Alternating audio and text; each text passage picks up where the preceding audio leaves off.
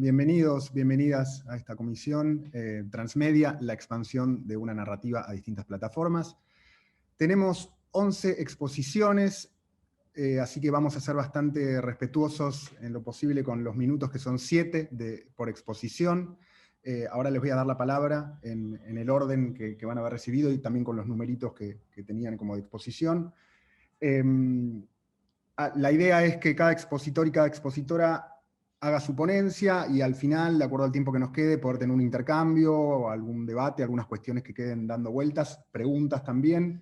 Le pedimos a los oyentes, espectadores que estén en el Zoom, que pueden enviar sus preguntas por el chat y al final vamos a retomarlas. Y bueno, cada expositor y cada expositora tiene 7 minutos. Yo les voy a avisar por el chat cuando quede un minuto para que puedan organizarse el cierre. Así que les va a llegar ahí el mensajito y creo que eso es todo. En cuanto a las cámaras, las pueden tener prendidas todo el tiempo. Con los micrófonos sugerimos que solamente esté el micrófono activo de la persona que está exponiendo. Muy bien. Bueno, vamos a empezar. Vamos a empezar entonces con Rodrigo París, El hipervínculo, prueba 7, un caso de desborde de la narrativa digital en las artes escénicas. ¿Estás listo, Rodrigo? Sí, muchas gracias primero a todos y ahí a la Universidad de Palermo por el espacio y a todos por estar. Arranco. Googleo Ojo de Sauron, el ojo rojo. Aquel que con su mirada abarca todo su maligno dominio, aclara Wikipedia. El debate sobre la virtualidad y el avance de la denominada revolución digital sobre el cotidiano de la humanidad fue iluminado por el iris encendido de Sauron. Podríamos decir que, más allá de la espectacularidad del épico Ojo de Fuego, este debate atraviesa nuestras vidas desde el siglo pasado, desde mediados del siglo pasado aproximadamente. El contexto actual, atravesado por la pandemia del COVID-19, ha hecho implosionar el asunto, generando así que las esquilas de un debate que se presentaba en principio filosófico, llegara a posteos de Facebook, historias de Instagram, cadenas de WhatsApp, portales de noticias. Este trabajo que les vengo a presentar nace a partir de un objeto de estudio concreto, que es un espectáculo que nació en un teatro, que sucedió dentro de una sala de teatro oficial en el Teatro San Martín, que realizó funciones durante 2 temporadas, en 2018 y 2019, y que fue visto por miles de personas. El hipervínculo prueba 7 de la compañía Buenos Aires Escénica, dirigida por Matías Feldman. De nuestra hipótesis, y dadas las circunstancias que atravesó el teatro en la ciudad de Buenos Aires, en particular durante el 2020, surge una pregunta. ¿De qué manera sucede o cuáles son los efectos del derrame de una narrativa digital sobre la construcción de teatralidad? Dicho en otras palabras, ¿de qué manera el auge de lo digital se escurre dentro de las dramaturgias y materialidades o estrategias discursivas típicas de las artes escénicas? En una apuesta en la que se presenta un devenir de lo humano bajo la premisa del hipervínculo, se destaca el poder de enunciación y de desjerarquización de lo dicho. La manera de contar es lo que se cuenta. Podríamos recurrir a algunas nociones teóricas para intentar describir qué es lo que nos pasa cuando navegamos por Internet o cuando vemos este espectáculo. Multiplicidad, heterogeneidad, conexión. Deleuze y Guattari parecían explicar en su rizoma la matriz que conduce nuestro modo de interactuar con la virtualidad. Cada tanto también aparece una meseta, una pestaña o una lista de reproducción de Spotify que nos brinda algo de calma entre tanto caos. Una voz aparentemente épica o rapsódica conduce en el hipervínculo en tanto obra de teatro, pero también en tanto unidad digital, porque durante la pandemia se distribuyó virtualmente, nuestro camino a seguir. Nos preguntábamos allá por el 2018 y el 2019, cuando presenciamos el hipervínculo, la obra de teatro, ¿estamos ante una representación de la realidad o se nos presenta tal cual es a partir de un sistema de encadenamientos hipervinculados en el que el devenir del acontecimiento sucede gracias a la misma lógica que dinamiza nuestra navegación por Internet? La voz rapsódica y el rizoma se constituyen como marco de análisis de la producción teatral de las últimas décadas, afirmando que el drama está en crisis. El teatro se encuentra hoy, COVID-19, vacunas, barbijos y mates de por medio, desbordado, y la obra de Feldman es un síntoma más de este fenómeno. Una obra que ya se ponía en la intersección entre virtualidad y teatro desde antes que lo digital tuviera el boom que generó la crisis del COVID-19. Por otro lado, El préstamo, la interseccionalidad de nociones y conceptos no es algo nuevo, y queremos tomar una idea de que en los pasillos de las carreras vinculadas a la informática confiesan una especie de robo, que sería que tomaron del cuento El jardín de los senderos que bifurcan de Jorge Luis Borges la idea de hipertextualidad y la transformaron en el ya mencionado hipervínculo. Vannevar Bush, teórico del universo del informático, cuando reflexiona sobre la aparición del hipervínculo, menciona que la mente humana opera por medio de la asociación. Esto quiere decir que cuando tiene un elemento a su alcance, salta instantáneamente al siguiente, que es sugerido por la asociación de pensamientos, de acuerdo a una intrincada red de senderos de información que poseen las células del cerebro. Hasta ese momento, si alguna persona quería buscar cierta información, debía ir a catálogos enciclopédicos ordenados alfabéticamente para conseguirla. Pero con este nuevo paradigma se abría la posibilidad de generar una extensión de esa forma de desarrollar el pensamiento humano a partir de la posibilidad de linkear conceptos fácilmente. Ahora bien, hemos mencionado el cuento de Borges, que en pocas páginas propone un paseo a través de escenarios diversos y laberínticos. El relato nos da la posibilidad de conectar imágenes o eventos en nuestra mente, pero con un límite clarísimo. En principio, el papel. Lo que imaginamos a partir de esa lectura no trasciende la materialidad de la hoja, más allá de los alcances de nuestra imaginación. En un mundo habitado por el predominio de la experiencia visual del ser humano, el afán por lograr ir más allá de lo que podemos percibir o imaginar trajo elementos por lo pronto curiosos. Cuando la flechita se convierte en manito blanca y hacemos clic, aparecen nuevas imágenes frente a nuestros ojos en la pantalla más cercana. Y eso es solo el comienzo. La digitalidad, con su manera de transitar esos laberintos, de convertir hipertexto en hipervínculo, de asociar, nos permite transitar diversas materialidades. El hipervínculo, a través del clic, se transforma en experiencia vivencial. Es la llave de acceso a absolutamente todo lo posible, o al menos a absolutamente todo lo comercializable, de manera cada vez más rápida y sencilla. Cine, ropa, libros, música, comida, relaciones humanas mediatizadas por aplicaciones, y ya no sé si hay discusión, el teatro. La Internet se presenta como un laberinto digital y el hipervínculo es el hilo rojo o azul que nos permite seguir el camino de una cosa a otra y a otra y a otra y a otra. Esto es una emancipación del drama sin hacer de él un cuerpo muerto, sino más bien todo lo contrario, pensándolo como un organismo vivo a pesar de estar fragmentado, despedazado. El hipervínculo aparece como figura clave que construye al mismo tiempo que vuelve a reconstruir estos fragmentos mediante operaciones de collage y montaje. Un ingeniero de signos que organiza los elementos que conforman una obra contemporánea. Una expresión narrativa e interrogadora viva y novedosa. Esta manera de concebir el estado del drama y sus componentes permite poner énfasis no en lo dicho, que ya eclosionó, sino en cómo se reconfigura y deviene en un nuevo y dinámico universo expresivo.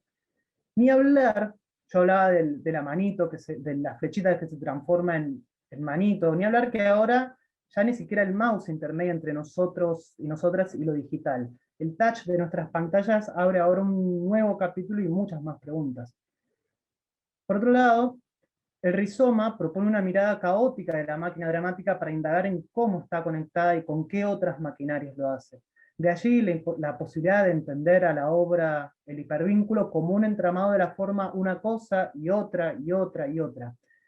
La potencia de la conjunción y implica la apertura de posibilidades cuasi infinitas que permite imaginar un desbordamiento que vuelca el interés hacia ese entre que existe en medio de una cosa y otra cosa. Así funciona hoy el scrolleo, un video después de otro, luego otro y otro y otro, que poco a poco empiezan a perder relación de contenido entre ellos para convertirse en un momento, en un nuevo estado del alma o de la mente. Una suerte de meditación guiada en la que la pantalla es nuestro gurú y apagamos el pensamiento. Podemos pensar este tipo de obras, y las muchas que han aparecido en medio de nuestro aislamiento durante el 2020, como un reflejo de las nuevas maneras de contar, en el que el desarrollo de lo que sucede ya no es independiente del medio ni del contexto, quizás nunca lo fue. Aceptamos que una obra en una sala italiana implica ciertas cosas diferentes a las que propone un anfiteatro al aire libre. Hoy en día nuestras pantallas, el escenario digital, nos piden la atención del público y de los hacedores del arte para dar luz y reconocer sombras de las nuevas particularidades y posibilidades. Muchas gracias. Muchas gracias, Rodrigo. Muchas gracias. Muy bien. Bien, seguimos ahora con la ponencia ¿Para qué contamos?, de María Laura Weiss. Si están mal pronunciados los apellidos, les pido que me corrijan y les pido disculpas. Esperá que activo todo. Ya voy, ¿eh? Un momentito. Ahí estamos, bueno, buenos días. Buenos días. Sí, ¿para qué contamos? Estamos rodeados por historias, ¿no? Historias transmedia, historias del cine, la literatura, del teatro, charlas TED, biopics, series. Nos encantan las historias. De hecho, la Universidad de Harvard dice que entre el 30 y el 40% de nuestras conversaciones cotidianas son relatos de nuestra experiencia de vida. Pero, ¿para qué contamos? Pero en principio, ¿para qué es contar? Contar 1, 2, 3, ¿no? Asociado con el cómputo, con la cifra. Y luego, la extensión de esa palabra para referirnos a contar hechos, sucesiones de hechos, la fabulación imaginaria. Pero, ¿hay otras maneras de contar? Contamos desde tiempos ancestrales. Contamos con dibujos, contamos con figuras rupestres, contamos con la danza, con la música, contamos con la comunicación no verbal antes de la comunicación verbal, es decir, antes de habernos alfabetizado, ¿sí? Empezamos a contar historias. Imaginemos, todos deben haber visto, aunque sea una foto, ¿no? de la Cueva de las Manos, como un pueblo originario contó una historia de casa en una cueva cerca de la cual vivía, con diferentes colores, con multiplicidad de manos, donde plasmaron su impronta, su huella. Contamos en principio desde la comunicación no verbal, y luego, cuando la comunicación verbal empezó, los humanos desarrollamos la capacidad de desarrollar signos, palabras, organizarlas y poder comunicarnos mejor. Las primeras narraciones obviamente fueron orales y tuvieron que ver con nuestra cotidianidad, con contar acciones de peligro, de superación, de enfrentamiento de animales, como lo fue precisamente esta pintura rupestre de la Cueva de Manos, que lo que cuenta es precisamente una historia de caza. Entonces, bueno, las personas contamos acerca de nuestra naturaleza, de nuestro entorno, nos convertimos en narradores, y hoy las tecnologías vienen a potenciar las historias, lejos de contar menos, contamos cada vez más. Y entonces, ¿qué pasa con estas historias transmedias que olvidan su origen, que migran de un lado a otro? Todos nos volvimos productores de historias. Y me vuelvo a preguntar, ¿para qué contamos? Todas las sociedades estamos provistas de historias, de ficción y de no ficción. No es lo importante si son verdaderas o son falsas, simplemente creemos en ellas.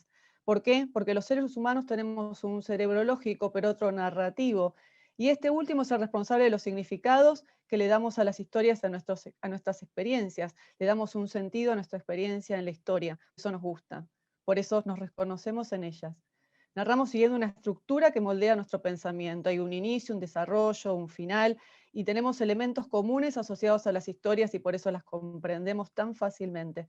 Compartimos mucha información a través de historias. De hecho, nuestra educación, antes de que sea formal, es a base de cuentos y fábulas. Algunos investigadores afirman que todo el conocimiento viene en forma de historias.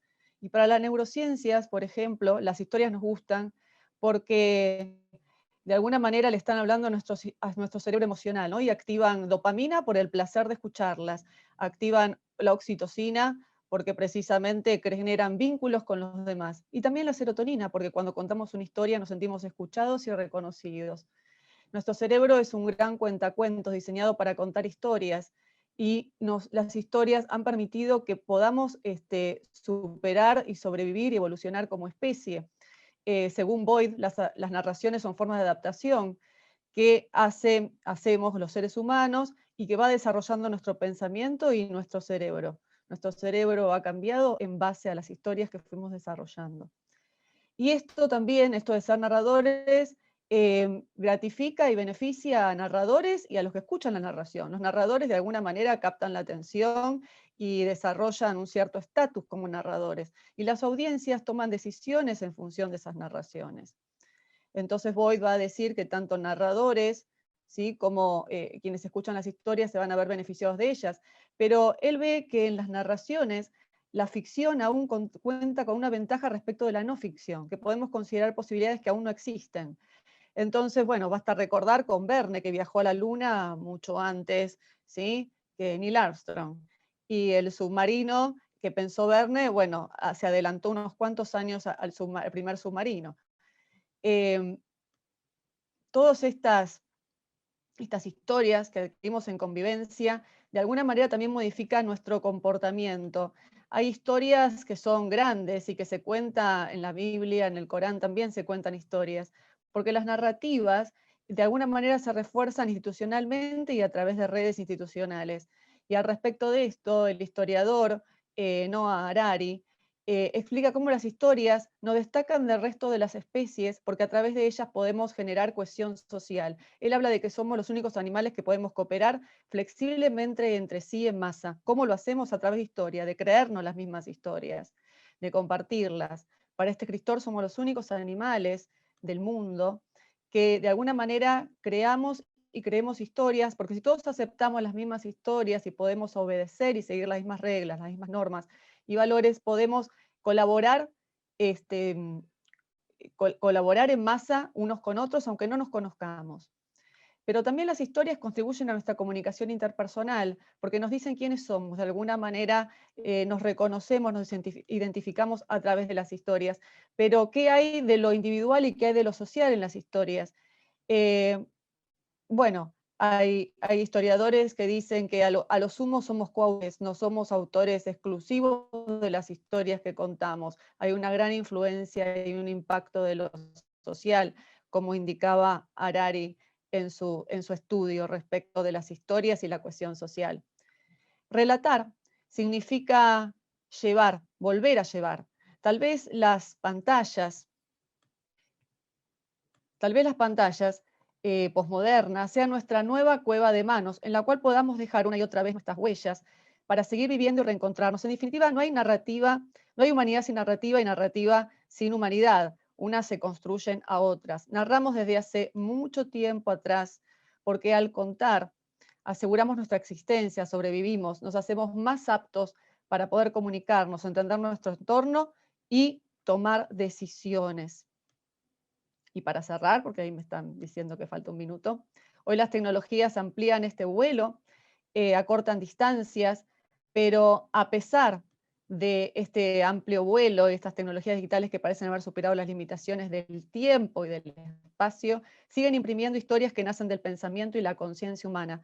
Porque como establece Harari, si algo nos distingue del resto de las especies, que somos los únicos que utilizamos el lenguaje no solo para describir la realidad, sino para nuevas realidades que nos permitan seguir viviendo. Gracias. Muchas gracias, María Laura, muchas gracias. A ver, acá estoy. Muy bien, muchas gracias. Bien. Espero no haberme pasado, traté de decirlo lo más rápido posible. Está perfecto. Yo tomo el tiempo también para organizar el tiempo grupal, porque después si no, eso puede ser como puede ser más complejo después. Pero bueno, sí, les voy a avisar por el chat, estén como atentos y atentas ahí que les aviso cuando falta un minuto. Y por lo general, antes de intervenir, les pongo que estamos en tiempo, un poquito antes, digo, para no interrumpir con la voz, pero llegado el caso lo haré más que nada por quienes vienen. Muy bien, muchas gracias. Recuerdo y aprovecho que si hay preguntas y si surgen inquietudes, digo, se pueden anotar, las pueden enviar en el chat o las pueden tener para que al final la idea es tener algún tiempo para generar algún intercambio entre todas y todos los expositores. Gracias, María Laura. Seguimos con Transmedia Mindset por Solange Rodríguez Soifer. Hola a todos, ¿qué tal? ¿Cómo están? Bueno, gracias por la invitación. Bueno, yo soy Solange Rodríguez Soifer, soy docente de la Universidad de Buenos Aires, también de la UTN en la Diplomatura de Transformación Digital, y trabajo como especialista fundamentalmente en el TEC, en la producción de contenidos audiovisuales para redes sociales y para nuevas plataformas. Por eso, bueno, un poco la ponencia de hoy tiene que ver con algo que he visto a lo largo de mi carrera y que me parece interesante al momento de pensar nuestras historias. Para comenzar, bueno, todos conocemos digo, al menos de nombre Star Wars, hay todo un universo desplegado, películas, juegos de rol, novelas, bueno, seriales. Y si uniéramos todos esos puntos, los que encontraríamos es que es como una especie de enjambre, ¿no? De contenidos, de productos, de servicios, pero lo interesante es que el consumidor pasó a ser un prosumidor, ¿no? Que este es un término que bueno, ya viene de Toffler en la tercera ola. Y nos habla justamente de alguien que no consume pasivamente, sino que es activo, ¿no? Que también produce. En el caso de Star Wars, incluso, de alguna manera se ha convertido en una especie de co-guionista y marca, por ejemplo, el rumbo de los spin-offs. Y acá lo interesante me parece es que cuando George Lucas, que es el director, el ideólogo de Star Wars, dejó esta saga, ¿no? Y empezaron otros directores a tomarla, él no se mostró como muy complacido, pero por un motivo que era muy simple. Se habían olvidado justamente, según él, de la historia. Y la historia era bastante sencilla, era una telenovela en el espacio, ¿no? Entonces, me pareció como interesante esto cuando nosotros desarrollamos productos transmedia, porque cada uno, como bueno, muchos saben acá, se trata de una misma historia que se despliega en múltiples plataformas, pero lo importante es que se mantenga el espíritu de esa historia, pero que a la vez se piense en qué plataforma está para hablar en ese mismo lenguaje, ¿no? En el lenguaje de la plataforma. Hoy todo lo que producimos está de alguna manera hipervinculado, ¿no? Hiperlinkeado. Hay como numerosas plataformas donde nosotros podemos desplegar nuestros contenidos y numerosos medios. Entonces esto que decía, bueno, María Laura de la fogata, ¿no? Hoy la fogata en la que alrededor nos reunimos es Internet. Entonces, en esto del Transmedia Mindset, yo quería como derribar 5 mitos de lo que he visto a lo largo bueno, de los trabajos que he desarrollado. Primero y principal, pensar que transmedia no es hacer broadcasting de un mismo contenido, ¿no? No se trata de retransmitir, sino en esto, de hablar el mismo lenguaje de, no sé, si estoy en TikTok, TikTok, si estoy en WhatsApp, WhatsApp, Facebook, Twitter, Instagram. Pensar en qué medio me estoy desplegando para producir contenido acorde. Lo mismo nosotros cuando generamos buzz, ¿no? ¿Qué buzz queremos que se genere en nuestra audiencia? El segundo mito es que se considera a veces que transmedia es tener una fanpage, y en realidad no se trata de eso, sino que se trata de concebir el proyecto como transmedia, desde el propio guión, ¿no? Que en el mismo guión esté marcado cuáles son esos momentos.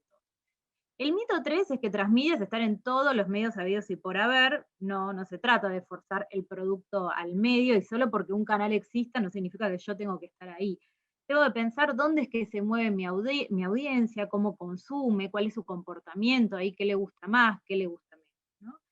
El cuarto mito es que transmedia se trata del contenido y no de la audiencia, y si bien es importante el contenido, la audiencia se vuelve sorda si un mensaje no está dirigido a ella, ¿no? Entonces, una de las premisas fundamentales es no solamente pensar en la audiencia, sino en cómo va a participar esa audiencia dentro de mi historia, qué dispositivo yo estoy articulando para que eso ocurra. El quinto mito es, bueno, solo si sos una gran productora o agencia podés costear un transmedia. Y en realidad tiene que ver mucho con si el proyecto es sustentable, ¿no? Entonces, alguna de las preguntas que nos podemos hacer ¿es un proyecto que es atractivo para inversores? ¿La historia tiene un conflicto poderoso y permite extenderse tanto en el tiempo como en plataformas? ¿Es un proyecto nativo de los medios donde lo voy a difundir? ¿Las ramificaciones que están planificadas para que el proyecto se potencie son monetizables? Y desde ahí nosotros podemos pensar cuáles son, de acuerdo a la plataforma, ¿no? Por ejemplo, en juegos tenemos lo que es product placement o advert gaming. Tenemos los medios gráficos, ¿no? Entonces, si hacemos un contenido audiovisual, bueno, ¿tiene algún correlato en algún medio, no sé, un libro, por ejemplo? Las aplicaciones móviles, ¿se puede incursionar en ese aspecto? Y justamente la idea es aprovechar el diferencial de nuestra historia para pensarlo en otra industria, ¿no? En otra plataforma. Y en ese sentido pensar, bueno, de qué manera nosotros podemos establecer como ciertos parámetros. Y para eso, ideal es generar como una especie de guión de nuestro guión, ¿no? Hacer como una especie de manual de marca, manual de la historia, generar templates para diferentes plataformas, pensar cómo homogeneizamos de alguna forma el mensaje, no el lenguaje, ¿no? Porque eso sería, digamos, dependiente de cada plataforma. Nos comunicamos en primera o tercera persona, lo hacemos en qué horarios, qué tipo de novedades y contenidos comunicamos. Lo importante es estar presente, ¿no? Lograr como un calendario de comunicaciones, incluso generar un mapa transmedia, pensarlo esto como si fuera algo esquematizado. Y bueno, para finalizar, que ya estoy en el último minuto, lo que tenemos que pensar es que puede haber miles de medios, pero en el fondo es el caso que hablaba de Star Wars. Lo que se trata es de no perder de vista que, como en la anterior ponencia, ¿no? Contar historias es algo que es estructural, que es ontológico a nosotros mismos. Somos las historias que nos contaron y las que nos contamos a nosotros mismos. Así que bueno, eso sería todo. Muchísimas gracias. Muchas gracias, Solange. Muchas gracias. Muy bien. Seguimos entonces con María Celeste Marroco, Estrategias de Guionado en Producciones Transmediales. Hola, yo quiero compartirles la pantalla. Creo que en este momento se está compartiendo, si no me equivoco. Perfecto. Bueno, entonces me encanta los compañeros que han hablado antes, un poco como que se enganchan muy bien con lo que vengo a plantearles. Les cuento. Mi nombre es Celeste Marroco, soy licenciada en Cine y TV y estoy terminando mi doctorado en Artes, investigando sobre las estrategias de guionado dentro de las producciones transmediales. Lo que les presento acá es algo muy breve, de una investigación muy grande. Así que bueno, por ahí algunos autores están tocados de costado, pero sus nombres, algunos están, otros no tanto, porque no nos daba el tiempo. Cuando hablamos de transmedia, y como bien venían diciendo mis dos compañeros anteriores, estamos hablando de una forma de comunicación que ha sido consecuencia de una forma de transformación por cuestionar la palabra evolución, en donde las comunicaciones han ido complejizando la forma en que se van vinculando a las personas que forman parte de ellas. En el último año, principalmente a partir de la cuarentena, esto ha sido como sumamente evidente, pero no es algo que venga desde ahora, sino ya desde hace mucho tiempo, en donde las tecnologías y las plataformas van transformando las prácticas sociales, pero a su vez son transformadas por esas prácticas sociales. Y es por eso que, como decía mi compañera anterior, el prosumidor, este rol tan importante, se vuelve un lugar muy fundamental a la hora de pensar relatos transmediales. Y un concepto que se aplica acá y que un poco dio origen o permitió el desarrollo de transmedia es el de inteligencia colectiva de Pierre Levy, en donde habla de esta posibilidad de ir enlazando los contenidos de las distintas personas en un conocimiento que va mucho más allá de lo que cada uno en particular podría comunicar. A partir de eso, Jenkins, pero como les dije antes, hay otros autores que antes ya habían conceptualizado el transmedia, lo popularizó y estableció este sistema, este concepto de un sistema narrativo que se expande en distintos canales y en distintos medios, y cuando hablamos de canales, tengamos en cuenta también esta variación de que la web es un canal que permite permite ser el canal de difusión de muchos medios, así que hablamos de distintas concepciones, esto que decía mi compañera antes, que había que pensar en cada uno de los medios en forma particular, ¿sí? Esa historia se va a expandir y se van a producir universos transmediales, ¿sí? Star Wars, Marvel, son como los los broadcasts más importantes, pero hay propuestas mucho más pequeñas que también trabajan en este sentido. Cuando hablamos de transmedia, estamos hablando de algo que trasciende solamente los medios de comunicación y que construye una serie de conceptos que están alrededor de ellos. La franquicia, el Vesgo 007, que lo hacemos recorrer distintas aventuras totalmente independientes una de otra. El cross-media, en donde ya se produce una sinergia entre el libro que alimenta la película, que alimenta el videojuego, podríamos llegar a decir El Señor de los Anillos, y el transmedia, en donde la historia está concebida para ser explorada y para ser recorrida. Esta diferenciación muchas veces no es muy tenida en cuenta y se utiliza el concepto transmedia con un poco más de apertura. lo cual nos permite incluir otras propuestas interesantes desde las narrativas digitales que están en ebullición y que están generando nuevas maneras de enlazar distintos medios y distintas exploraciones de esos universos. Pero lo cierto es que cuando hablamos específicamente de transmedia, al menos en la investigación que yo he estado desarrollando, hablamos de estas propuestas que se expanden en los medios. Uno de los casos que he analizado es el caso de la propuesta de Barrio Somos, una propuesta de la Universidad de Rosario, del equipo de SM Team, que trabajó a partir de los barrios, de los clubes de barrios de la ciudad de Rosario. Su medio principal o su base estructural fue un webdoc en donde podíamos acceder a todos los otros medios. Acá tenemos bien en cuenta esto de que la web es una plataforma en donde podemos acceder a muchos medios distintos. Ese webdoc nos permitía acceder a videos para ver con los catboard, en donde podíamos explorar, y la experiencia del prosumidor era fundamental en esta propuesta. Poder vivenciar las sensaciones de estar en ese club de barrio, de compartir la experiencia comunitaria. También se acompañó de una serie de 8 capítulos que se transmitieron por televisión y también estaban en la web, como por ejemplo el de Leona, una de las boxeadoras de uno de estos clubes. Estas historias eran totalmente individuales, iniciaban, tenían su estructura narrativa propia, pero todas tenían que ver con estos clubes, tomados como el gran personaje de esta obra.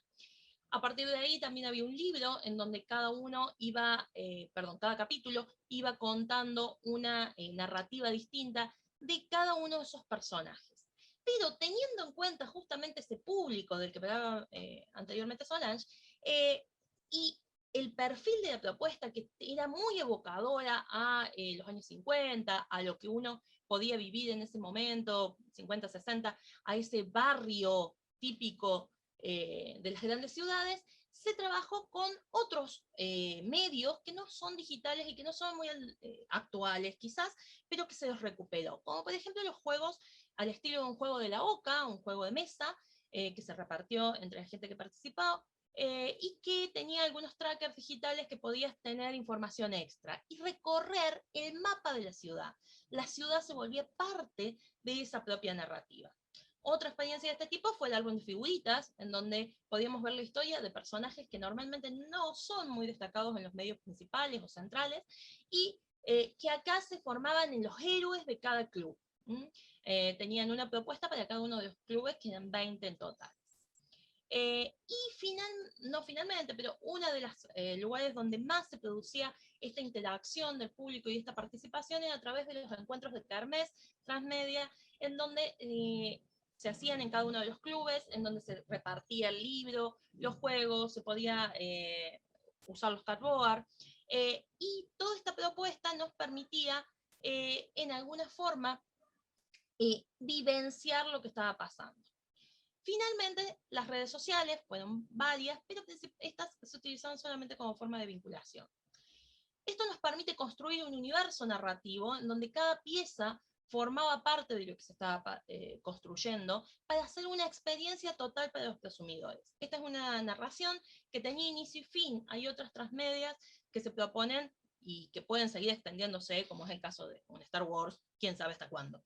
Y a partir de eso se construyó un mito en donde todas esas historias particulares formaban la macrohistoria que conformaba esta propuesta, en un topos que era fundamental, la exploración de la ciudad de Rosario y de la comunidad barrial de cada zona, y con un sentido de ética, de valores comunitarios muy arraigados y muy fuertes.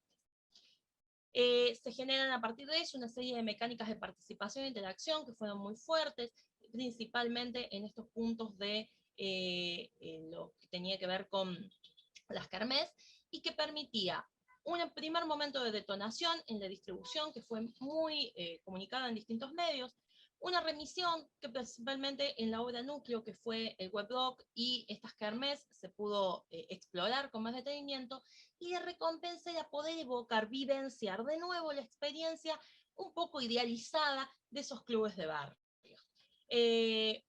Eso nos permite ver que es una propuesta con un fuerte control autoral, pero que tenía una es gran espacio para la jugabilidad.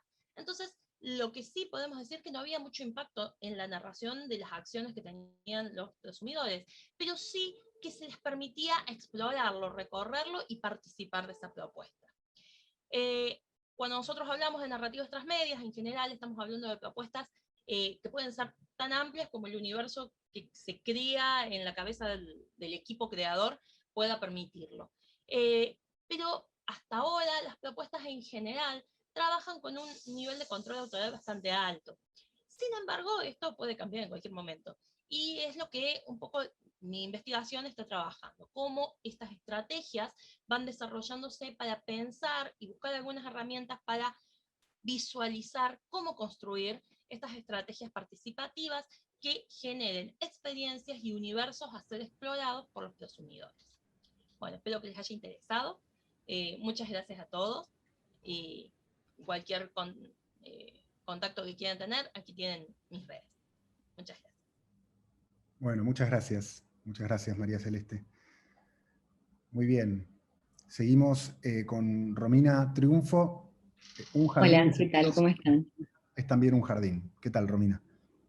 Bien, muy bien. Se me cortó un cachito, espero que aguante bien la conexión. Bueno, muchas gracias por este espacio. Yo soy Romina, o Roma Triunfo es mi apodo. Soy licenciada en actuación de la UNA y también estudié programación en la UTN. Y soy investigadora del Instituto de Investigación en Teatro de la Universidad Nacional de las Artes, donde también doy clases de actuación en tercer año. Y trabajo investigando con Rodrigo Paris, que fue quien leyó la primera ponencia sobre teatralidades y digitalidades, y bueno, esos universos. Voy a leer algo muy corto, lo voy a leer para que se mantenga corto. Lo nombré un jardín de senderos que se bifurcan, es también un jardín. En todas las ficciones, cada vez que un hombre se enfrenta con diversas alternativas, opta por una y elimina las otras, dice Jorge Luis Borges en el Jardín de los senderos que se bifurcan. En esta obra relata la historia de un hombre que escribe una novela donde, en lugar de forzar a sus personajes a elegir entre un camino y otro, los hace, y cito textual, optar simultáneamente por todos. En este momento en que la experiencia teatral, tal como la conocemos, se encuentra en crisis, se propone pensar este suceso no como la muerte del teatro o su pausa temporal, sino como una bifurcación que produce el nacimiento de un teatro expandido, quizás un teatro digital. Atravesadas por la consecuencia de la pandemia COVID-19, artistas de todo el mundo se vieron imposibilitadas de realizar su tarea. La imposibilidad del convivio obligó a los teatristas a reinventarse, a explorar más allá de los límites tangibles. Les invitó a habitar un espacio inmaterial, pero real, la virtualidad. Si bien existen registros de experiencias de esta índole previo a la pandemia, el contexto de aislamiento propició el incremento considerable de las mismas, permitiendo vislumbrar diversos abordajes creativos. Dubati plantea: el teatro es una reunión territorial de cuerpos, poniendo en la mesa los dos elementos imprescindibles para que haya teatro: el territorio y la reunión. Para que este convivio sea posible, es menester la coexistencia áurica y territorial de, al menos, dos cuerpos en un mismo espacio. Pero ¿qué pasa si ese territorio se construye en un espacio inmaterial? ¿Es posible que haya de todos modos encuentro? Esto nos acerca al siguiente punto a pensar: la reunión. ¿Qué pasa si a partir de las posibilidades técnicas otro tipo de encuentro es posible? ¿Es posible escindir al teatro del encuentro presencial y aún así hacer teatro? Para Dubati, la alternativa es el tecnovivio. Cito: lo opuesto al convivio es el tecnovivio, es decir, la cultura viviente desterritorializada por intermediación tecnológica. En esta categoría, el encuentro es posible, pero no es teatro, en términos del autor, quien reafirma más adelante en el mismo texto: sin convivio no hay teatro, un texto que es de 2015, no me parece un dato menor. Pero entonces, ¿dónde ubicamos todas esas experiencias artísticas ligadas al teatro en todos sus elementos, menos en el convivio? Voy a permitirme dejar esta pregunta abierta y compartir algunos ejemplos de las reacciones de la comunidad teatral argentina durante el periodo de aislamiento sanitario en el 2020. El grupo Piel de Lava decidió filmar la obra Petróleo sin público. Dispuso cámaras y micrófonos para asegurarse calidad de imagen y sonido y realizó un registro como si fuese una película en el teatro. Los espectadores podrán comprar su entrada y asistir a las funciones, pero estas serán asincrónicas, es decir, que no son realizadas en vivo, sino que a lo que se accede es a una grabación. De este evento, que nos recuerda a la película Dogville de Lars von Trier, Dubati diría que no es teatro, sino reproducción. De hecho, Dogville es una película, Podríamos decir que el cine y el teatro se encuentran, se cruzan, se entrelazan en el afán de contar esta historia. Es importante destacar que el encuentro es asincrónico. El grupo Cuerpo Equipaje presentó El murmullo de las casas, un trabajo realizado con las intérpretes, cada una en su propia casa. Los espectadores adquieren su entrada y presencian la obra en forma simultánea. Actrices y espectadores se encuentran intermediados por la pantalla de la computadora, habilitándose el fenómeno del tecnovideo. Al finalizar, el grupo realiza un desmontaje sobre el trabajo. Frente a la cámara en la cual performaron, dialogan con la audiencia abandonando la ficción. Este y otros grupos deciden experimentar con los nuevos medios, Zoom, YouTube, vivos de redes, etc. Aparece lo sincrónico en contraposición a la experiencia anterior. Amor de Cuarentena es un trabajo encabezado por Santiago Loza y Guillermo Cacache.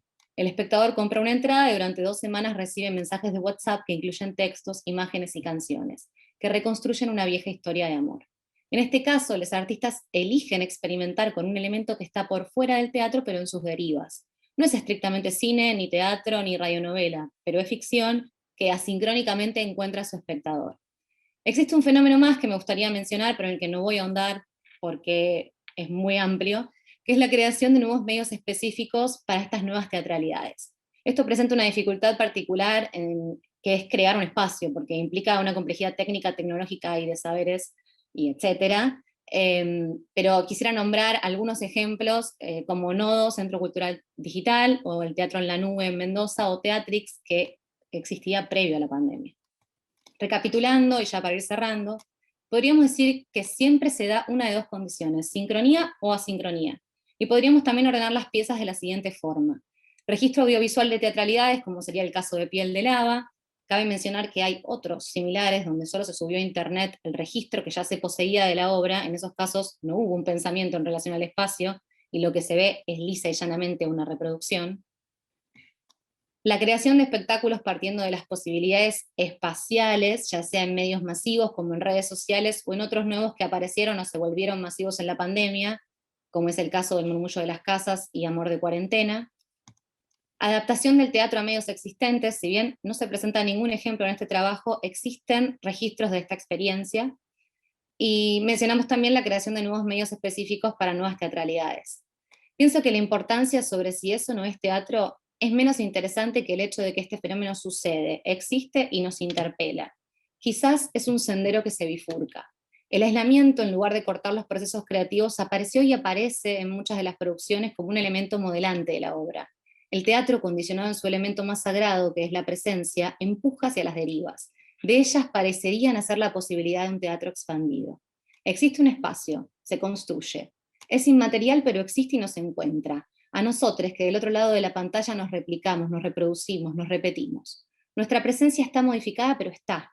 Esta modificación que le quita materialidad, le otorga también la posibilidad de la multiplicación. Este cuerpo que materialmente se encuentra ausente, se reproduce infinitas veces en un tiempo sincrónico. El aquí sufre la crisis, el ahora sigue intacto, impoluto, o más bien reforzado. Quizás el ahora tome entonces aún más fuerza, deba ser más contundente para equiparar la ausencia material de ese cuerpo presente en este espacio intangible. Ahora solo hay presencia. Muchas gracias.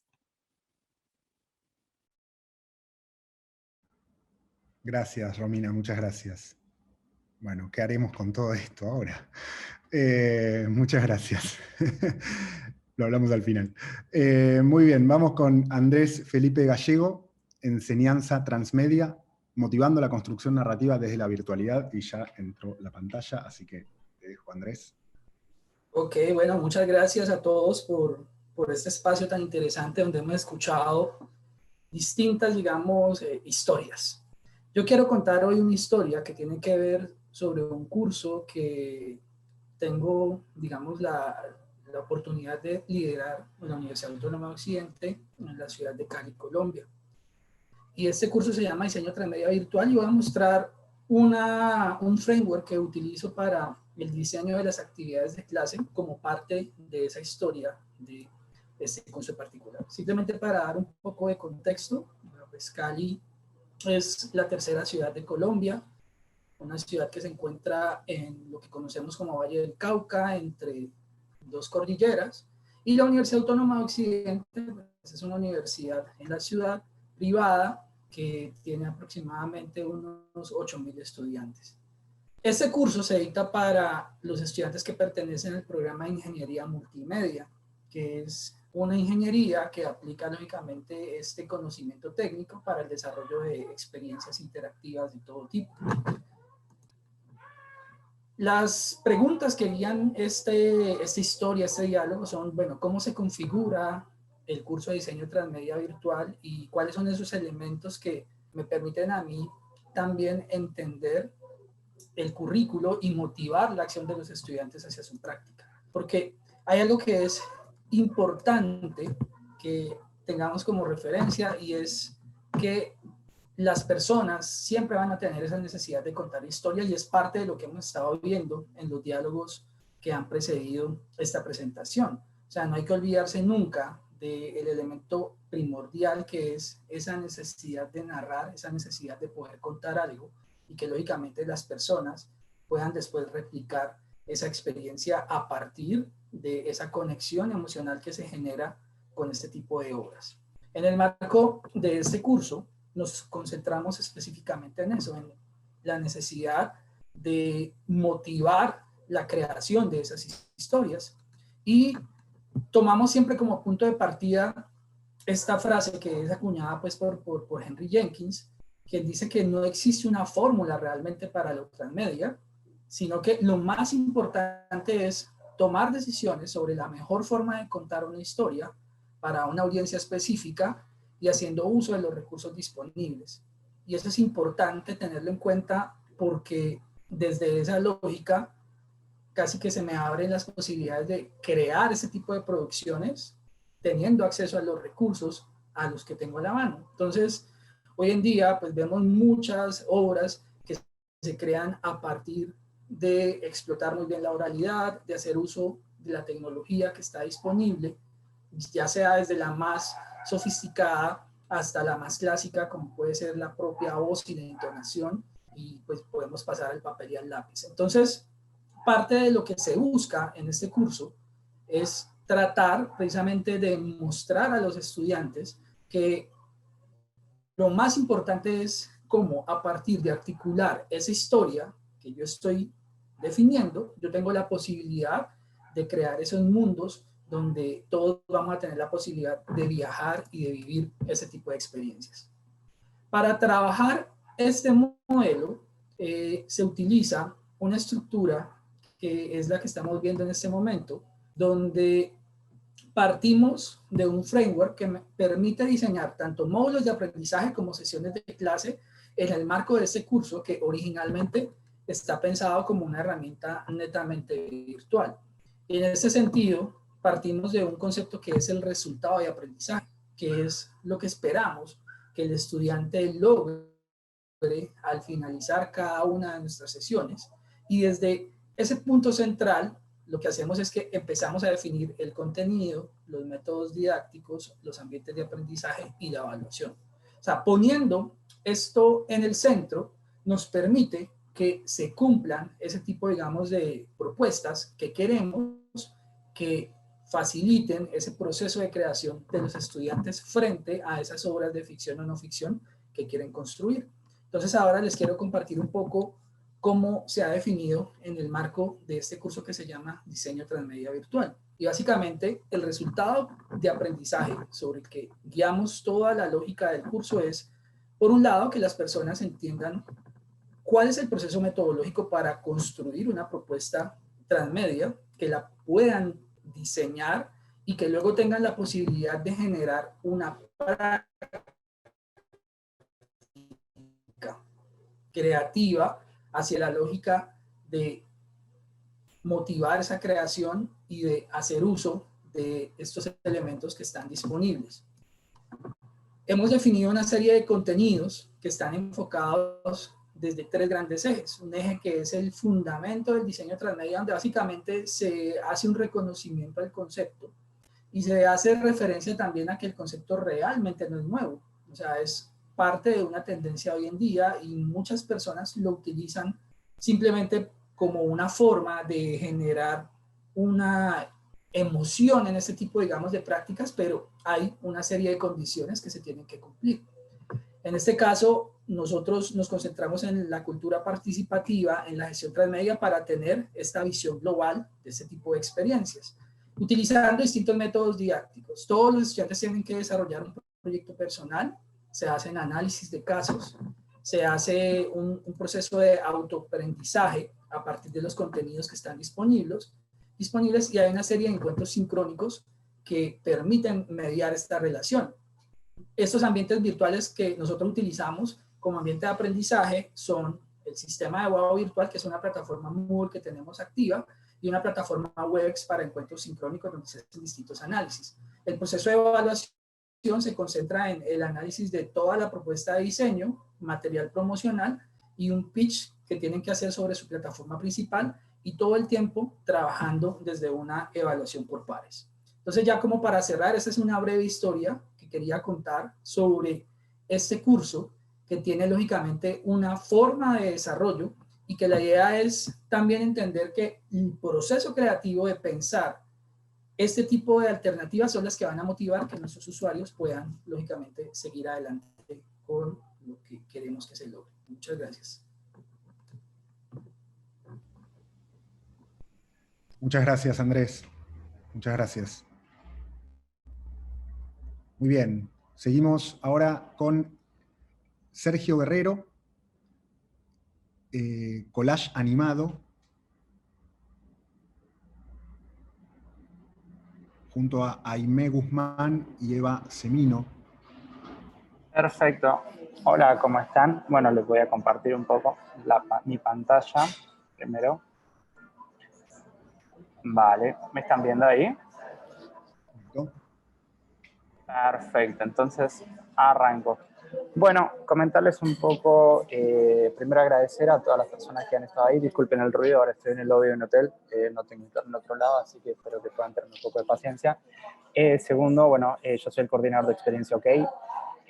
Lo que estamos haciendo actualmente, empezamos con un pequeño emprendimiento público y privado desde la Universidad de 3 de Febrero, desde la licenciatura de Artes Electrónicas, justamente tratando de pensar cómo atraer diferentes estudiantes desde el interior de Buenos Aires para que elijan la Universidad Nacional del 3 de Febrero, entendiendo que hay una oferta académica atrayente e innovadora que no ofrecen otras universidades como la UBA o mismo como la Universidad de Palermo. Así que comenzamos a crear diferentes cursos que tienen que ver con diferentes ramas del arte y la tecnología, desde videojuegos, el collage, diferentes medios y cómo mezclarlos. Y bueno, obviamente teníamos lo que era la estructura clásica de el profesor va a dar las clases con las diferentes computadoras, y bueno, todo el sistema que ya conocemos fue muy exitoso, pero obviamente llegó la pandemia y comenzamos a pensar la forma de presentar el curso de forma diferente. Ya comenzamos a pensar lo que fue cómo integrar el marketing digital, cómo comenzar a comunicarnos con los alumnos de otras maneras, cómo pensarlo desde el sistema 100% online. En el presente caso que estamos presentando es sobre el collage animado, ¿ok? Que tiene diferentes características que son bastante atrayentes. El primero es la facilidad de que no se necesita una técnica previa, no hay necesidad de dibujar, de pintar, sino sencillamente recortar, digitalizar y llevarlo a la computadora y generar diferentes animaciones. Entonces, teníamos esto como objetivo, ahora la idea es pensarlo a nivel local, ¿ok? Así que lo primero que nosotros pensamos cuando nosotros estamos dando la clase es continuar con esta línea de reestructuración de lo académico, ¿no? De dejar el profesor que está al frente, que ya se venía dando, y comenzar a pensar las clases más colectivas. El profesor salía de su aura más, por decirlo así, la persona que gobernaba dentro del aula, y los mismos alumnos comenzaban a tener el control de las clases y comenzaban inclusive a elegir su propio proyecto, las propias temáticas, y el profesor, en vez de ser profesor, pasaba a ser más un guía. Inclusive también se comenzaban a, bueno, últimamente, por lo menos en lo que es la licenciatura de Artes Electrónicas, ya esta línea de pensamiento y forma de pensar lo académico también se está desestructurando, y ya son más los profesores que se suman, pero no en plan de profesor, sino más guías. Entonces uno ya puede encontrar materias donde hay 1, 2, 3 profesores o guías que ayudan a los proyectos de los alumnos. En el presente caso de pensarlo desde el online, nos tocó también cambiar esta forma de pensar la narrativa, ¿no? Y también trato de conectar con las diferentes historias que venían comentando las demás personas en las exposiciones previas. Era muy importante desestructurar este cara a cara de ejemplo. Son 5 exposiciones y hay que esperar a que cada uno presente su exposición y esto, bueno, no sé, si cada uno es de 5 minutos, entonces ya uno sabe que esto va a tardar 25 minutos y todos terminaron apagando las cámaras y todos nos terminamos medianamente aburriéndonos porque la energía no nos da. Si somos más de 5, imaginémonos si son 10, si son más. Entonces, entre una clase y esta rutina diaria, esto nos servía. Encontramos esta plataforma que se llama Miro, que es muy, muy, muy efectiva, donde todos trabajamos al mismo tiempo, no hay presentaciones, sencillamente todos subimos nuestras presentaciones ahí y comenzamos a co-crear todos al mismo tiempo. Al principio puede parecer un poco caótico porque entendemos, pasa esto de la experimentalidad, ¿no? De cómo reencontrarnos con interfaces digitales totalmente diferentes y cómo hacerlo, bueno, todo al mismo tiempo. Pero a medida de día, clase a clase, la situación fue mejorando, fue efectiva. Este ya es un proceso que ya tenemos más de 6 meses de trabajo. Ya en los cursos que venimos diseñados, ya vienen en el volumen, bueno, nosotros le llamamos volumen, pero sería la versión número 3 o 4. Y estamos ya pasando de lo que es experimentar en este proceso a algo un poco más técnico, un poco más de paso a paso. Entonces estamos muy contentos con este proceso, la verdad que viene muy bien. Después, el siguiente reto era pensar lo open source, que es muy, muy importante para nosotros. Nosotros tenemos que dejar de depender de los software que son pagos y comenzar a pensar lo nacional, porque bueno, es clave para la independencia, inclusive también reconectando con los relatos de las personas previas, los relatos y las narraciones de lo que nosotros podemos generar. En este caso utilizamos Moldeo. Este es un programador, un chico argentino que se juntó con un montón de personas de acá de Argentina y generaron este pequeño software que funciona muy, muy bien, funciona prácticamente en cualquier computadora. Por ejemplo, bueno, funciona inclusive con las computadoras que ofrece el gobierno, que son muy, muy básicas, y todos entendemos que animar videos requiere de computadoras muy, muy complejas. Así que la verdad que estoy también muy contento porque se han llegado a resultados mediante este software muy fáciles en muy corto tiempo. El alumno, desde que arranca las clases, en menos de 4 horas ya está animando un video.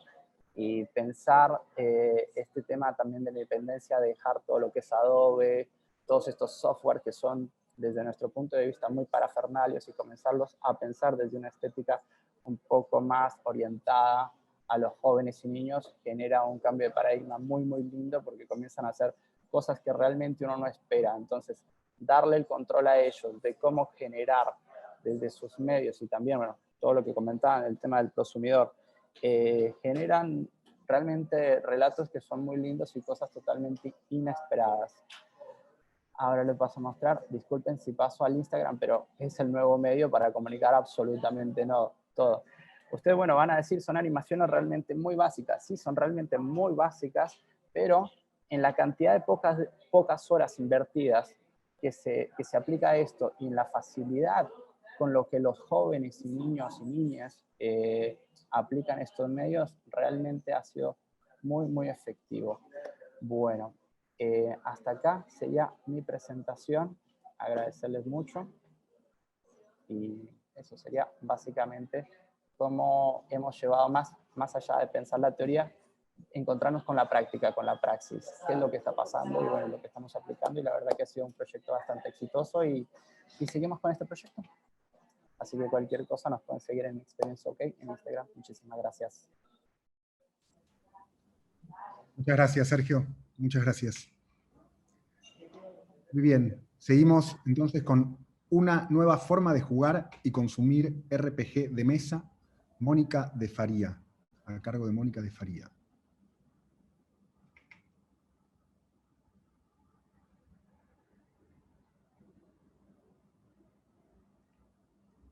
Mónica, ¿estás por ahí? Sí. Aí vai. Ok.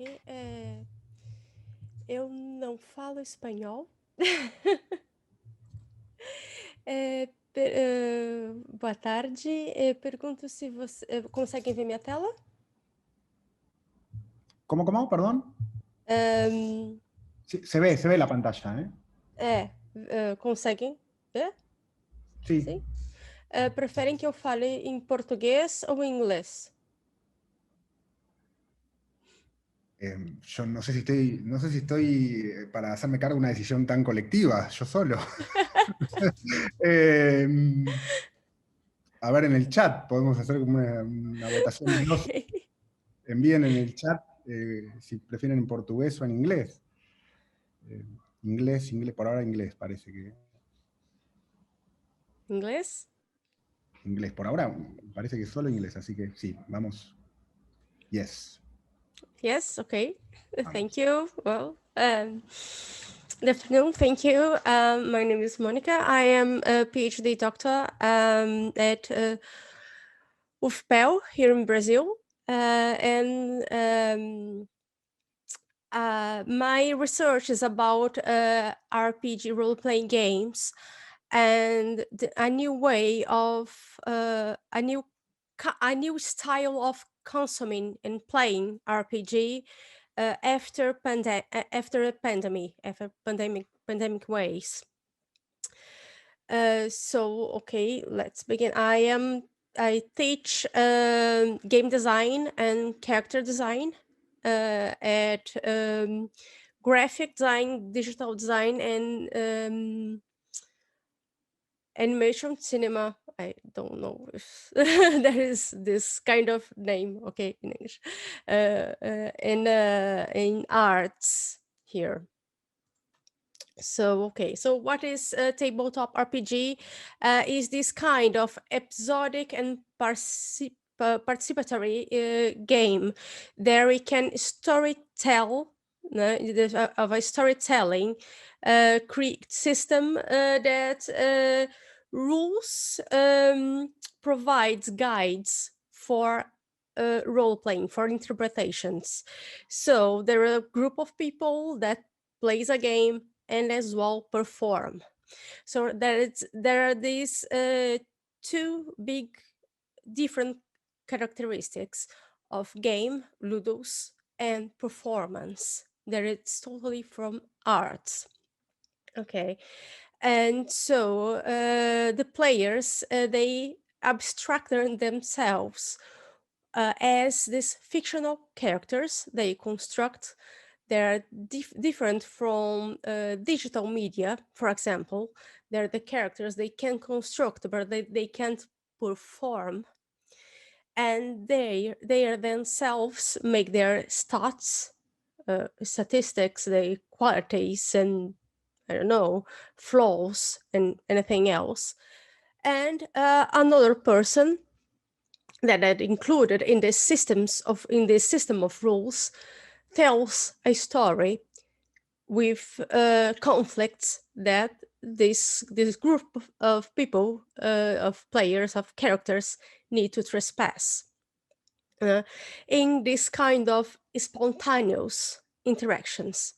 So there is an interactive, collective way of storytelling that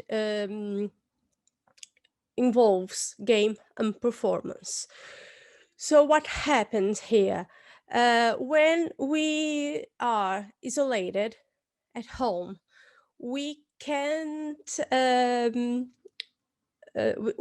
now be with each other and use the normal accoutrements that we need for this kind of games.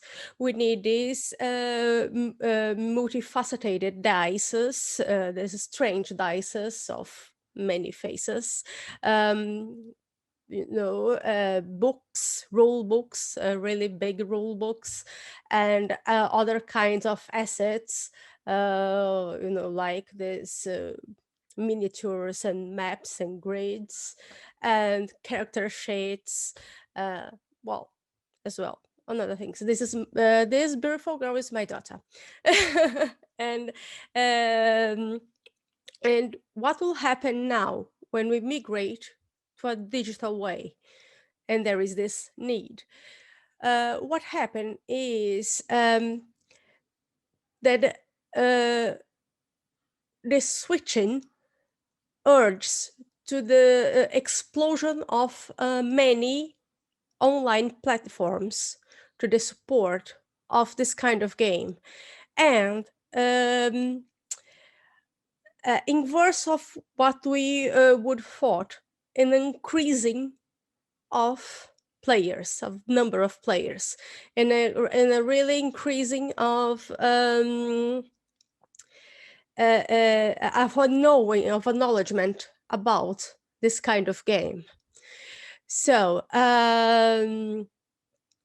before of it, we have this kind of platforms. They already have existed, but they were really flawed, you know, and they as they have they were needed, you know, of a long of many users for in the same time consuming and playing, and it was they grew they grew a lot in a very short term. So this kind of platforms like Roll20 that simulates the table of the game were the most played, you know, before pandemic, and now we have as well Foundry and Fantasy Grounds, as we have Discord for this multiple calls with assets, with bots for dice rollers, no, for people to play. And it's funny that for example, this Fantasy Grounds platform here for playing, they remediate exactly like in some terms this experience of the table, you know, as the need of being in touch with the physical stuff, with the physical world. We have a kind of this wood texture here in the background, a library of books, and the dices roll with animation in the in the background, you know, in the app, and other things like that. And other effect that we can observe is the media streaming context, which results in a new kind of consumer. Because platforms as YouTube and Twitch starts to show games, matches of this kinds of role-playing games with actors and with people as a show, as a kind of show. This show that I bring here, Critical Role, is a really is the most known one of these that we call Matthew Mercer effect. Matthew Mercer is a voice actor. Is a voice actor in United States, and he has this this show that he brings people, he invites guests to play with him in this really big show structure, and people watch them live stream playing the game. And this brings lots of people to know the game and maybe watching the game but not playing, consuming, you know, the production, consuming the story, the episodic story, because this go on live on Twitch, this platform that I'll show next, but they don't Perdón, play. sorry, we are on time, so if you can, like, do you hear me? Okay. You can close. You can close your. Okay. Okay. Oh, time's up. But you can close the. Okay. Oh well, but is it? And as this goes on, invites minor people as well to this movement of live streaming games that we have here in Brazil. We have a lot. We have, I don't know how it's in Argentina, but I know in Europe has a lot as well. For ending the guessing is about this new kind of consumer that brings up in this context that does not play but watches and invests in TTRPG stream. So new space for content producers, authors, illustrators, players, artists, and small publishers as well. Now, you still need books and accoutrements, but in an online mode. And well, thank you for your patience, for the language. And thank you, is this. Thank you, Mónica. Muchas gracias. Muy bien. Seguimos con Lorena Díaz Quiroga y Maximiliano de la Puente, Río Abajo, una experiencia transmedia en la Patagonia. Hola, ¿qué tal? Buen día a todos y a todas. Bueno, vamos a empezar brevemente o rápidamente mientras Lorena comparte pantalla. En este trabajo nos proponemos analizar el documental Río Abajo, que está elaborado por el Laboratorio Transmedia de la Universidad Nacional de Comahue y retrata la historia y el presente de los ríos del Alto Valle. A partir de diversos testimonios de pobladores, de historiadores, geógrafos y ambientalistas, se exponen las problemáticas de la zona vinculadas a la contaminación por los desechos de las ciudades y la actividad petrolera. El trabajo forma parte, en realidad, de un proyecto mayor que propone generar una cartografía de las producciones en nuevas narrativas que se realizan en la Patagonia. Bueno, vamos a hablar brevemente de qué serían las narrativas transmedia. Aunque algo, obviamente un tópico ya muy trabajado igualmente, pero bueno, por eso vamos a hablar brevemente de eso.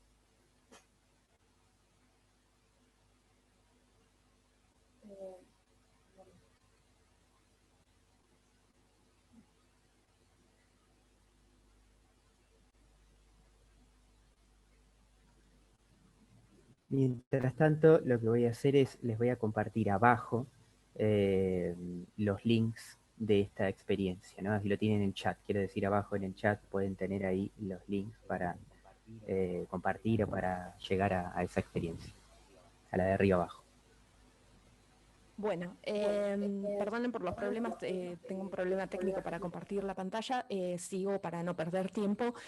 Bueno, brevemente vamos a retomar algunas características que ya fueron mencionadas en otras ponencias sobre narrativas transmedia. También entendemos las narrativas transmedia, usamos este término para referirnos a un tipo de historias o producciones culturales que expanden el universo narrativo a través de distintos lenguajes, ya sea verbales, audiovisuales, etc.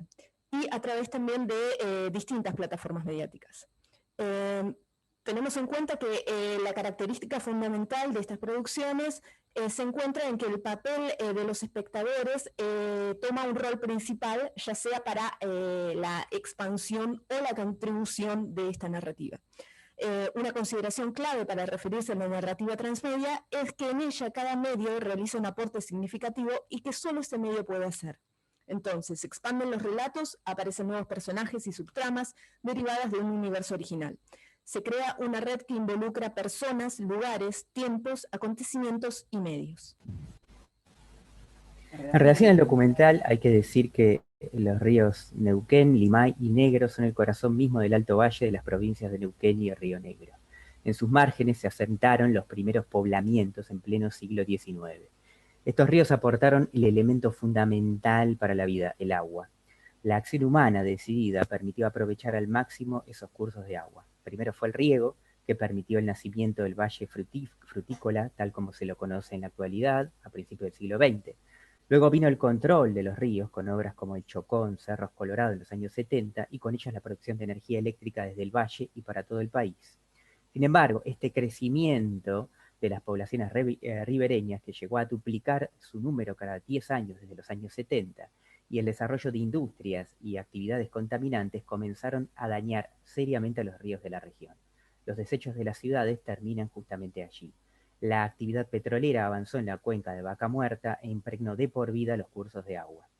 Río Abajo es precisamente un documental transmedia de 2018 que muestra el enorme aporte que los ríos hicieron al crecimiento de la región y también el maltrato que sufren diariamente, principalmente por el avance de la industria petrolera en la comarca.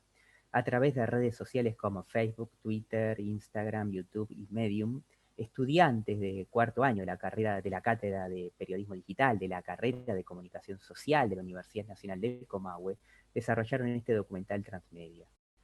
Río Abajo es entonces un aporte al conocimiento de los ríos de la región y es principalmente una severa advertencia de lo que está ocurriendo en el medio ambiente al no intervenir en su defensa. Bueno, en cuanto a las redes sociales que utiliza Río Abajo, podemos notar lo siguiente. Los testimonios de especialistas y de la gente que vive a orillas de los ríos en el valle de Río Negro y Neuquén se difundieron a través del canal de YouTube del documental. En estos 25 videos de breve duración se abordan problemáticas como la importancia del río en la actividad económica, las inundaciones, la implementación de represas, la contaminación y la necesidad de controles por parte del Estado. En las 24 publicaciones de Instagram, de la cuenta de Instagram de Río Abajo, se cuenta la historia desde las entrañas de los ríos, utilizando imágenes, videos y relatos textuales breves. Los relatos de expertos dan cuenta especialmente de la situación actual de los cursos de agua marcada por la contaminación. La propuesta de Río Abajo en Twitter tiene que ver con contar las historias que rodean a los ríos a través de los testimonios de sus protagonistas. Utilizando hilos se desgranan los relatos de algunos vecinos que viven a la vera del río desde 1965 y que cuentan cómo era el Río Negro antes de ser domado por las grandes represas hidroeléctricas en Paso Córdoba. También cuentan, por ejemplo, el devenir de un balsero que durante 10 años unió las costas norte y sur del Río Negro en la isla Jordán en tiempos de bajante y de crecidas extraordinarias. El equipo de realización buscó generar interactividad al abrir a la participación de los usuarios a través de la realización de una encuesta, en la que preguntaban si estos últimos conocen los principales motivos de contaminación de los cursos de agua. En tanto que en el perfil de Medium, Río Abajo desarrolla una perspectiva histórica sobre el territorio, respondiendo a algunas preguntas del siguiente orden. Por ejemplo, ¿cómo eran los ríos antes de las represas? ¿Qué caudal y qué fisonomía tenían? Además, se van sumando relatos sobre la historia de los ríos y su impacto en el poblamiento, la economía y el desarrollo de la región. En la página de Facebook se van narrando las historias de vida de gente que creció con el río. Estos relatos describen un pasado de convivencia absoluta con el agua. También cuentan cómo se fue deteriorando debido a la acción humana. También existe en la página de Facebook una grabación inmersiva en video 360. Es un recorrido en bote por los ríos. La página de Facebook permite además que los realizadores estén en contacto con los usuarios del documental transmedia para que sumen sus aportes, ideas, recuerdos y vivencias junto a los ríos de la región, a través de comentarios en las diferentes publicaciones. La distribución de los contenidos en las plataformas utilizadas es en muchos casos redundante y repetitiva en este documental. Sin embargo, Río Abajo no deja de ser una valiosa experiencia de periodismo de investigación desarrollada por estudiantes en el marco de uno de los laboratorios transmedia más destacados de la región, impulsado además por una universidad pública. Para finalizar, cabe señalar que esta ponencia se inserta en el marco de un proyecto de investigación que se propone analizar las nuevas narrativas que se producen en la Patagonia, vinculadas con el transmedia, las narrativas inmersivas, el ciberperiodismo, el video 360 y la realidad virtual. La propuesta consiste en generar una cartografía de estas producciones a nivel regional. nos vamos a proponer analizar no solamente realizaciones llevadas a cabo por equipos de producción locales, sino también aquellas que han sido elaboradas a nivel nacional e internacional por productoras y medios de comunicación que abordan distintas problemáticas, tanto de la provincia de Tierra del Fuego, la Antártida y las islas del Atlántico Sur, en la que el proyecto se centra fundamentalmente, como de la Patagonia a nivel regional. Esta investigación entonces apunta a dar cuenta del incipiente campo de la producción de nuevas narrativas sobre la región y a la vez a desarrollar ámbitos de análisis específicos para este tipo de narrativas desde la academia. Bueno, esa sería la ponencia. Como les decía, ahí abajo tienen en el chat, les copiamos las redes sociales de este proyecto para que lo puedan seguir y lo puedan ver. Gracias. Gracias. Hasta luego. Muchas gracias, Maximiliano. Muchas gracias, Lorena. Muy bien. Y vamos con la última exposición del día. Después, si hay preguntas, recuerdo que las envíen en el chat para el final. Y vamos con Orestes Pérez Estanquero, presentando e interrogando en silencio. Grupo presente, grupo de WhatsApp. ¿Está silenciado, Orestes? Aquí estoy. ¿Ya? ¿Ahora se me Ahí. oye? Perfecto. Bueno, buenas a todos. La performance titulada En Silencio, la performance que presento, se produjo en la sala de una casa de Barcelona el sábado 21 de enero del 2020, justo antes de la confirmada expansión global del COVID-19. Se produjo en el marco del Teatro Casart, o TCA, marco de exposiciones y reuniones mensuales en torno a un tema específico, generalmente relacionado con el arte. Teatro Casart es un proyecto ideado y regentado por los habitantes de la casa, por Malena Espinosa y José Miguel Marín. La performance En Silencio, el 19º encuentro de TCA, fue diseñada por quien ahora les habla, fue diseñada como performance y como investigación artística. Forma parte del proyecto 7 Arts Performatic, 7 performances artísticas en las que se implican las tecnologías de la información y de la comunicación. Para situarnos, comento. 2 espacios conforman la performance. El espacio presencial, es decir, el grupo que se reunió en casa. Puedes poner las imágenes de la performance. Sí, a ver.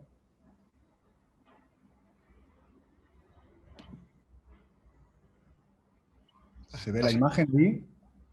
Sí. Y al mismo tiempo un espacio online que era que el administrador incluyó in situ, es decir, cuando llegaron a la casa, constituyeron un grupo de WhatsApp. Era solo para los presentes en la reunión. Estos 2 grupos y espacios convivían. También era importante saber que había 2 objetos, además de las pantallas y los móviles. De los móviles había una pantalla también detrás del sofá de la sala, en la que se proyectaban también vía internet algunos materiales.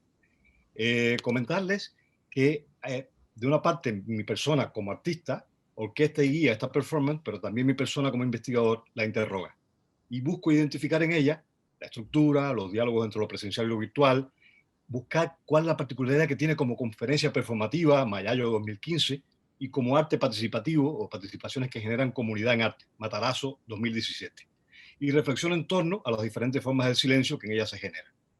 Y ahora, para este contexto, me he puesto a pensar también en los derechos de autor de una performance como esta. Le quiero comentar que la estructura de los TCA, siempre de estas reuniones que se hacían una vez al mes en casa de Malena y Miguel, tienen 3 partes. Una parte que es la exposición, el debate, y al final todos traían comidas de sus casas y se brinda y se reflexiona sobre la jornada. Pues esta misma estructura se reproduce en la performance En Silencio. Solo que una condición sine qua non de la performance es que nadie podía hablar. Todo tenía que pasarse alrededor y a través de WhatsApp, al menos en las 2 primeras partes. En la primera parte de la exposición, mi persona empieza a hacer una conferencia sobre todos los TCA que había asistido anteriormente y proyectando imágenes visuales en la pantalla de fondo. Y los espectadores no pueden responder, dialogar con el ponente que solo hace la conferencia a partir de WhatsApp. La segunda parte, que es el debate, entonces por WhatsApp los espectadores, las personas que estaban presentes en el lugar, en la sala, empiezan a dialogar y a responder y a conversar sobre lo visto y sobre lo que faltaba de lo visto y sobre también lo que estaba pasando entre los presentes en aquel estado de silencio, entre comillas. Y finalmente empezaba micrófono abierto, las reflexiones, etcétera, que fueron presenciales y terminaron en Facebook. Yo les voy a comentar, había por suerte una crítico cubana muy importante, investigadora, doctora, que escribió estas pequeñas notas que ahora les comento. El último encuentro del Teatro Casar, espacio que tiene el don del encanto de la vida doméstica y los aires que aporta cada uno de los que la visitan, transcurrió como un experimento de comunicación bajo la guía del actor y investigador Orestes Pérez, asistido por los promotores del mismo, Malena Espinosa y José Miguel Marín. Con este encuentro presenta una nueva forma de realización basada en la participación activa del público a través de los móviles personales. Ello tuvo como base apelar a información visual que se mostraba sobre la pared, guardada sobre algunos de los encuentros realizados anteriormente, para a partir de ella motivar la intervención del público. Hubo frases jocosas, poéticas y reflexiones sobre la vida, el conocimiento y la experiencia. De esta forma que se fue construyendo un discurso visual ingenioso y novedoso por medio del cual se conversaba en silencio. Entonces, como le comentaba, a partir de este momento, cuando empiezo a investigar cuáles son las bases de esta performance y si solo es posible para ese contexto del TCA, descubro que esta performance tiene una matriz que puede ser transportada y puede ser, pero que había un elemento que era importante, que es el elemento de que el grupo reunido tiene que tener un elemento en común. Y sobre ese elemento en común es el que versa la performance. Llámese, aquella vez se llamó TCA, pero puede ser mañana el motivo, por ejemplo, de este mismo congreso en el que participamos. Los presentes que estamos aquí nos reunimos, pero solo con la condición de que trabajamos siempre con lo virtual y con lo presencial, presentes en un lugar, en un diálogo por las redes sociales, que debemos respetar las tres posiciones, la exposición, el debate y el intercambio reflexivo, y también interesante reflexionar sobre los tipos de comunidad que se van creando en este ejercicio, porque identifico de entrada tres. Unas comunidades que son simultáneas, que tienen que ver con la comunidad virtual, la comunidad presencial y el conjunto de ambas, que le llamo como un tercer ámbito que los vincula y las hibrida. Y después, cómo este volumen de comunidades simultáneas avanza durante la presentación y va gestándose y va cambiando por estructura de juego, por juegos que durante el encuentro van generando variaciones de esta comunidad inicial. Y finalmente hay un resultado que más ficción no puede ser y más interesante en cuanto a resultado. Por lo tanto, este discurso, que también tiene que ver, de algún modo, tiene de base también lo del convivio de Dubati y el tecnoconvivio de Dubati, pero otros teóricos también están asociados como Expósito, etcétera, etcétera, y Erika Fischer-Little. Pero, ¿cómo se genera este diálogo? Y sobre el derecho de autor, quería comentarle que de pronto no conozco, no sé si ustedes conocen, alguna manera de legitimar este tipo de performance, porque como no es un guión al uso, de pronto, solo, y salvo los documentos y las huellas de su realización, y salvo una exposición como la presente, la pueden calzar y patrocinar. Y por último, decirles que el minuto que sigue, el minuto supongo que es el 7, les invito a que lean algunos de los comentarios aparecidos en Facebook sobre la realización de la performance, que se produjo el 21 de enero del año pasado. Y que tras estos comentarios aparecerá mi correo, por si alguien quiere seguir conversando en silencio. Muchas gracias.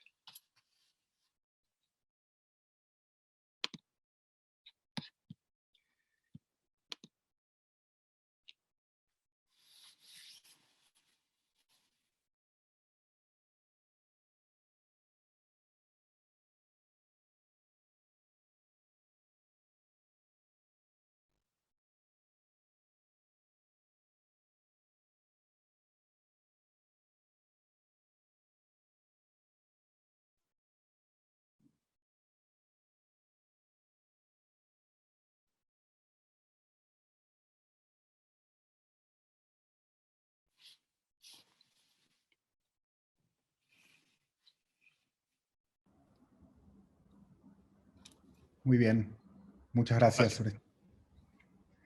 Después se puede copiar, que como querías, en el chat los textos, y los querés enviar también para que queden ahí en el chat. Vale, era como un pequeño juego que tenía que ver, que recordar un poco lo que pasó esa jornada.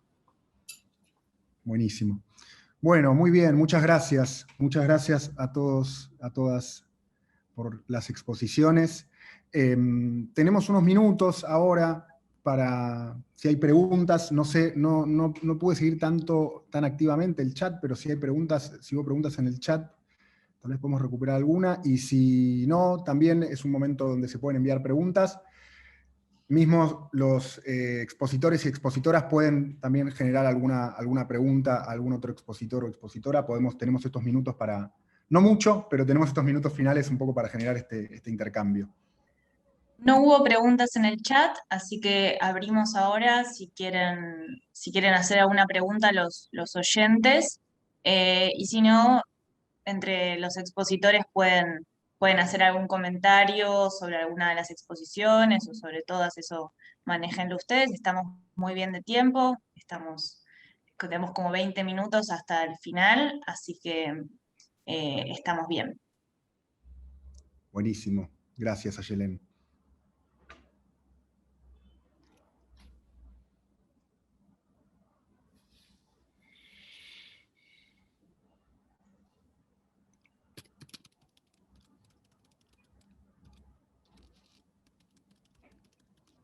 Bueno, hay una que sobrevuela un poco, que es esto, ¿no? Oyentes, espectadores.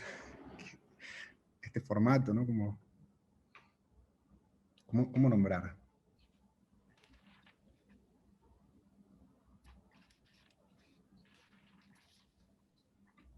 No, a mí me gustó mucho esta sesión porque me hace estudiar más.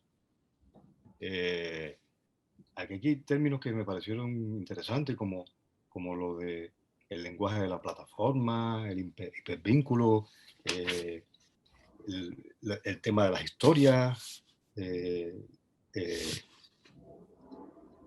hipervínculo, historia, lenguaje de plataforma. De todas maneras, hay como denominadores comunes en todo esto también, ¿no? Es decir, nada es tremendamente ajeno ni extraño, por más tecnológico que sea y por más contemporáneo que sea.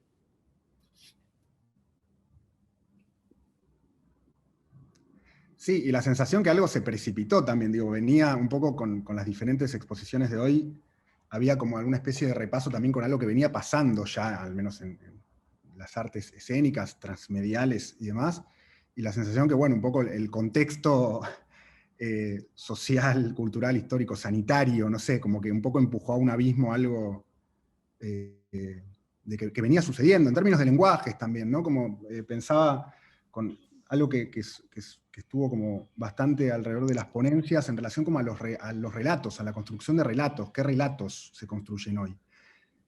Y con qué formas, con qué dinámicas, con qué procedimientos, casi como de a ratos aparece la idea dando vueltas si el relato aristotélico está obsoleto, no sé, digo, son como preguntas que quedan, comparto de acuerdo a lo que fui tomando de apuntes también de sus ponencias.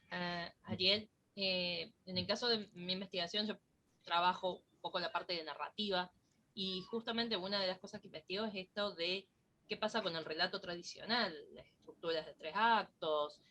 Yo vengo del cine, así que trabajé desde lo que era el guión audiovisual y justamente lo que se ve, o al menos lo que estoy tratando de llegar a algo parecido a una conclusión, es que si bien cada medio mantiene ciertas estructuras narrativas clásicas de El viaje del héroe, por ejemplo, que está muy presente en las series actuales o en las películas, pero que es como que se va haciendo un relato de capas, en donde tenés esas capas primeras que tenés en un medio particular, pero a su vez ese viaje del héroe se puede extender en varios medios, que cada uno va a ir narrando una parte, y a su vez eso se puede entrelazar el viaje del héroe de uno con el del otro, y a su vez también pueden tener una estructura, una macroestructura de 3 actos a lo largo de varios plataformas o medios. Creo que no se pierde, sino que se entreteje con otras narrativas y esas capas van logrando una narrativa un poco, llamémosle compleja, sin entrar en paradigmas de complejidad, simplemente en el sentido exclusivo de la palabra, de complejizar cómo se van enlazando esas historias y esas tramas. A mí me parece que todos como que hablamos de lo mismo, pero de diferentes lados, ¿no? De diferentes puntos de vista. Y que hay un contar, que me olvidé de decirlo, y que ahora quiero aprovechar, que tiene que ver con el construir comunidad, con el contar con el otro. No es solamente contar números y cifras, contar historias, sino que hay un contar que es un contar con el otro, que es lo que nosotros estamos haciendo acá, precisamente, que es construir comunidades. Y eso me parece que es algo como para tener en cuenta, que es la base de todos los relatos sociales, sean transmedia o relatos tradicionales, que hay un ser social en nosotros que lo traemos y que siempre estamos tratando de generar y construir comunidades, ya sea desde lo digital. Fíjense ¿no? que en la pandemia, ¿qué hacemos? Aun si estemos en casa aislados, igual generamos comunidades, necesitamos del otro y construirlas. Entonces, y seguir narrando. Entonces me parece que eso está bueno como tenerlo en cuenta, ¿no? Tenerlo más presente, ser más conscientes de eso cuando nos comunicamos. Y también al momento, me parece, de producir, un poco, parece como algo, esto que decía, bueno, Orestes del lenguaje, ¿no? Que parece algo que uno dice, bueno, pero yo ya sé usar la plataforma, ¿no? Pero cuando, al momento de que uno tiene que generar contenido y que el contenido no quede como si estuviera como, quisiéramos encajar un cuadrado dentro de un círculo, tratar de tener esta mentalidad de los hipervínculos, del hiperlinkeo, que sobre todo en las nuevas generaciones no hay una distinción entre, bueno, entro de acá o entro de allá, ¿no? Como que el contenido, entro todo a la vez quizás. Entonces pensarlo nosotros también cuando producimos, no sé, un juego, o cuando producimos un contenido, una novela o lo que sea, pensarlo ya desde el propio guión. Y en ese sentido, digo, me pareció como, bueno, interesante la investigación sobre justamente el tema de los guiones, porque cada vez se está generando como una nueva generación de guionistas que le ponen más foco a eso. Sin embargo, los guionistas, por decirlo, no quiero, digo, ser tan taxativa en la generación, pero digo, a partir de, supongamos, 25 años, no están, también me parece que hablando de, había acá gente que también viene de las universidades que forman a los futuros productores o contenidistas y demás, me parece que es algo interesante, como por ejemplo, no sé, la dinámica que estaba trabajando Sergio, de ya ir pensándolo de una manera más natural, ¿no? No que sea algo forzado, sino que ya uno naturalmente, vieron como cuando, no sé, yo cuando era chica tenía una duda de una palabra, entraba al diccionario, buscaba el diccionario, ¿no? Hoy entro a Google y me sale natural eso de buscar la palabra. Entonces, de pensar de qué manera nosotros generamos los contenidos pensando en este viaje, ¿no? Como que en este camino del héroe sea también nuestro propio camino del héroe en nuestra historia. Me parece que también. En mi caso, Solange, yo trabajo con chicos de nivel medio y les hago hacer pequeñas propuestas transmedia, y justamente lo que cuesta más es que visualicen cómo pensar cada una de las propuestas por separado para la realización operativa, producción y demás, porque para ellos ya viene incorporado esto de que está todo junto y es todo una sola narrativa. Entonces, para decir, bueno, ahora tenemos que organizarnos para producir contenido para esto, producir contenido para aquello, es bastante complicado a la hora de decir, claro, son distintos, tengo que producir distinto, tengo que pensarlo distinto. Está totalmente naturalizado. Creo que eso se va a ir notando, como decís, en las generaciones que van viniendo de creadores, de nuevas propuestas, que van a sacar otras cosas totalmente que no esperamos hoy por hoy. ¿Me permites un pequeño comentario que pareciera como una parte? Pero es que estoy fascinado con la exposición de casi todo el mundo, por no decir de todos, y en particular digo todo el mundo porque también hay brasileños y hay colombianos, pero me ha fascinado el nivel que tienen todos los ponentes, y quería también decirles que yo amo un lugar en este mundo que se llama Esquel, y también que se hicieran exposiciones que tuvieran que ver con la zona me ha cautivado.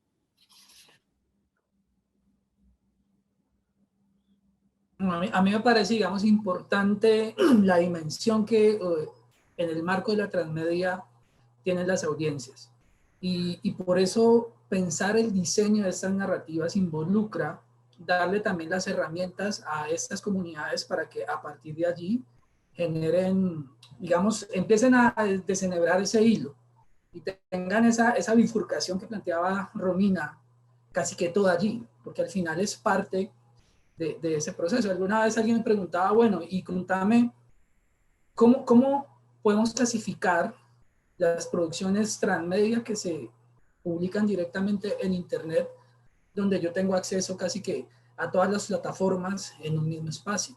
O sea, ¿cómo redimensionar eso? O sea, ¿debería tener otro nombre o cómo podemos aprovechar realmente todo ese tipo de condiciones? Y a mí lo que me parece importante es que muchas veces nos concentramos mucho en el término. Lógicamente, todo debe tener un nombre, pero muchas veces el nombre se convierte en algo que simplemente lo utilizo porque es parte de una tendencia, pero realmente no entiendo cuál es la lógica que hay detrás de. Y entender esa lógica involucra que tenemos esa necesidad real de establecer este tipo de diálogos. A mí me parece que, por ejemplo, la pandemia nos obligó a todos a reconfigurar una serie de espacios que dábamos por hecho. O sea, el hecho de poder reunirse, de estar físicamente viéndonos, e incluso llena de significados otro tipo de comportamientos que antes eran tan naturales. Yo, por ejemplo, ahora si estoy en un espacio abierto y no tengo un tapabocas, me siento que todo el mundo me está juzgando. Y si se me olvida, entro en caos. O sea, me toca, lógicamente, no se me olvida, ¿no? Porque me toca devolverme por él para sentir que hago parte de esa nueva comunidad. Y hemos encontrado en estos espacios, digamos, de virtualidad, otro tipo de prácticas. O sea, por ejemplo, pasar entre reuniones. O sea, yo ahora estoy con ustedes, pero en un segundo puedo conectarme con otra reunión que tengo con personas también de otras partes del mundo. Que es que no se pudiera hacer antes. Antes se hacía. Lo que pasa es que ahora a todos nos obligaron.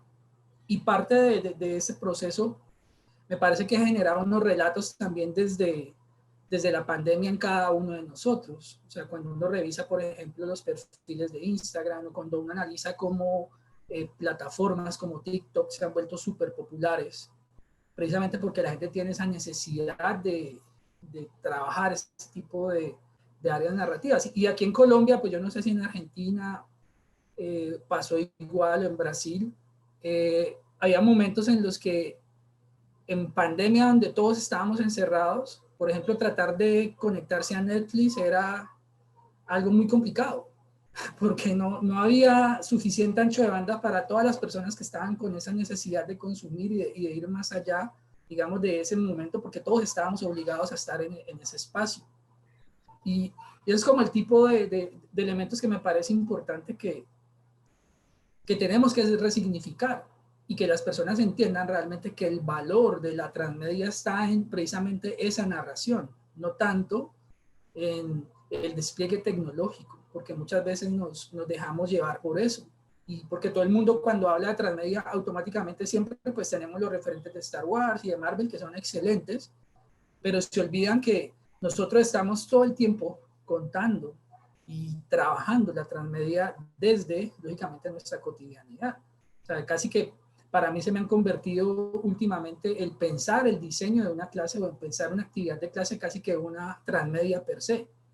Entonces, eso es parte, digamos, de lo que les quería compartir también como parte de esas conclusiones respecto a lo que cada uno de ustedes ha planteado. Interesantísimo porque abre, digamos, el espectro y permite incluso tener unos ejemplos muy importantes desde pues, nuestra región y da visibilidad a ese trabajo creativo pues, que se hace por cada uno de ustedes. Entonces, les quería agradecer esa oportunidad.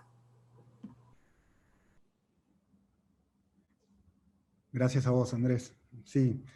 Bueno, hay muchas preguntas que quedan. Creo que no hubo preguntas parecidas tanto en el chat, pero ahora hay muchas preguntas que quedan dando vueltas. No sé si alguien más quiere comentar algo. Tenemos poquitos minutos, pero... No, Roma contó una serie de performance. Yo puedo sumar algo por lo que dijo.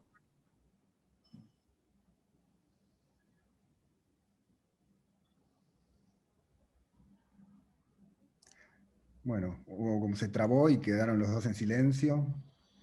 Yeah. Orestes, decías que Roma... Que voy a volver a leer todo lo que ustedes han escrito, porque, por ejemplo, Roma contaba una serie de performance que eran muy interesantes, porque no estaban en esa un poco como para reflexionar sobre los límites, sobre las fusiones, sobre... y yo creo que desde mi perspectiva, las narraciones pueden contener cualquier universo, porque puede estar Vivi Telles con su biodrama, puede ser parte de un espectáculo tecnológico, como lo puede ser una narración absolutamente ficcional. Es decir, todos los mundos que hemos visitado en el último siglo caben en esta nueva plataforma que se adquiere, es decir, que no es propiedad solamente de la ficción y de Netflix, que también puede ser del documental de Netflix y también puede ser de vidas contadas a partir de documentos reales, y también puede tener esas fisuras donde no sea exactamente la narración obvia, sino la creación de comunidades que genera elementos que se van, que no están fundados por una fábula o por una historia, sino que devienen historia, devienen fábula, pero como resultado, no como un proceso de iniciación. Es decir, que es un mundo tan para explorar, pero que los vínculos entre lo presencial y lo virtual generan dónde te sitúas en lo presencial, dónde te sitúas en lo virtual, cómo vinculas una cosa con otra, cuáles son las fronteras de un material con otro.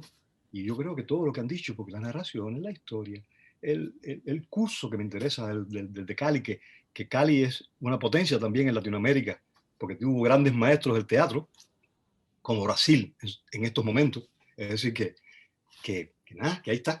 Gracias. Y gracias a ti.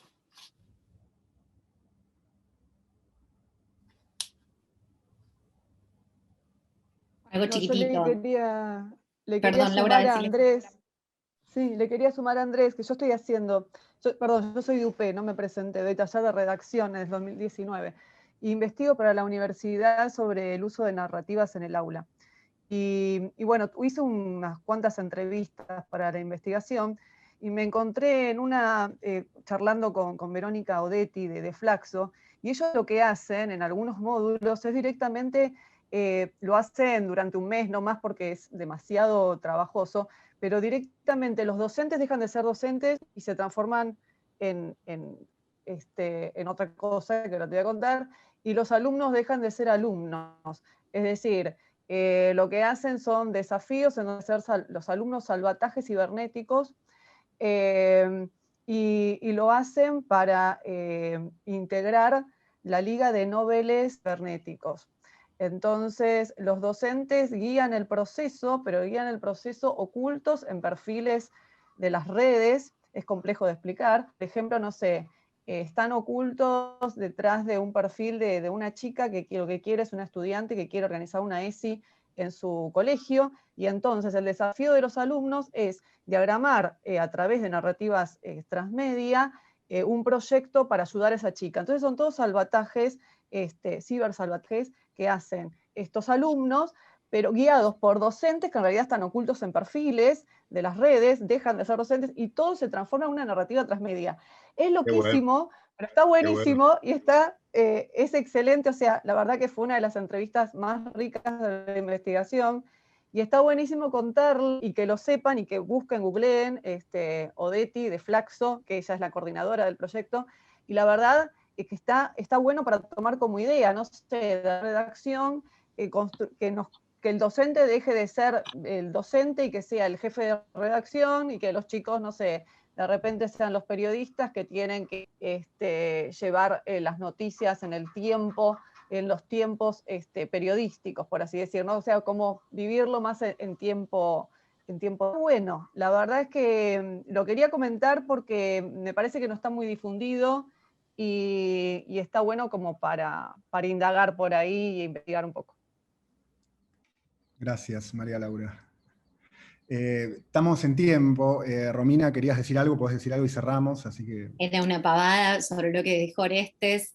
Yo enumeré algunas obras o algunos espectáculos que resolvieron sobre la marcha, que no estaban pensados para las redes, o que fueron pensados para las redes durante el periodo de cuarentena que vivimos acá en Argentina.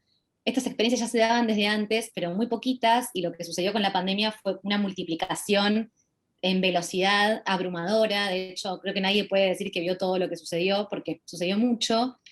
Y a mí me parece, yo lo festejo un poco esto, porque me parece que que la posibilidad de investigar un nuevo espacio para actuar no debería dejarse de lado. Y hay una resistencia desde el teatro puro y duro, ¿no? Como, no, eso, la virtualidad, no tenemos cuerpo. No sé si no tenemos cuerpo, quizás tenemos otro cuerpo. Me parece que es una discusión que hay que abrir y empezar a pelearnos. Muy Así bien. aprendemos cosas Muy nuevas. Gracias. Bueno, nos vamos con eso. Muy bien. Bueno, muchísimas gracias por el intercambio, por las exposiciones. Claramente queda mucho para pensar y por pensar. Me parece un poco como para concluir, como compartir algunas cosas que quedan dando vueltas en relación a cómo extender y complejizar, ya que Celeste también trajo esa palabra, ¿no? Como complejizar las narrativas y cómo ir más allá del contar historias. Pareciera que hay algo que empieza a ser más allá. Creo que en alguna, creo que Rodrigo también había algo que, y en realidad en todas las exposiciones aparece una idea que es casi como la forma hoy es el contenido también. Romina decía, el aquí está en crisis, el ahora está intacto. Bueno, también cómo se produce en ese vínculo con estos nuevos espectadores, oyentes, todavía no sabemos bien cómo nombrar, en el sentido de algo que sucede, a veces sincrónico, a veces asincrónico, algo que sucede cuando quieras, cómo quieras, donde quieras, digo, cómo se construyen ese tipo de relatos. De relatos, narraciones, no necesariamente desde un lado más solamente o meramente narrativo, sino que también recupera esta idea, como bueno, la forma es el contenido, cómo es un cuerpo que actúa en ese formato. Y también, bueno, me queda como pensando, como para pensar, no creo que ahí, como para pensar como, bueno, cuál es el rol de ese interlocutora, llamémoslo de alguna forma, ya no sé cómo nombrarlo, donde estamos en una era donde todo entra a la vez también, ¿no? Toda la información entra a la vez y a veces de manera encimada. Bueno, como pensamiento, simplemente preguntas, no es que preguntas que quedan dando vueltas a partir de sus ponencias. Les agradezco muchísimo por su tiempo, por la dedicación, por la claridad y bueno, por este intercambio final. Y bueno, seguiremos en contacto y será hasta la próxima.